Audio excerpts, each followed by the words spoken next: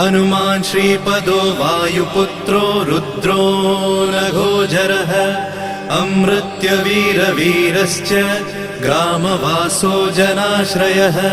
धनदो निर्गुणः शूरो वीरो निधिपतिर्मुनिः पिङ्गाक्षो वरदो वाग्मी सीता शोकविनाशकः शिवः शर्वपरो व्यक्तो व्यक्तो धराधरः पिङ्गकेशः पिङ्गरोमा श्रुतिगम्यः सनातनः अनादिर्भगवान् देवो विश्वहेतुर्जनाश्रयः आरोग्यकर्ता विश्वेशो विश्वनाथो हरीश्वरः भर्गो रामो रामभक्तः कल्याणप्रकृतिस्थिरः विश्वम्भरो विश्वमूर्तिर्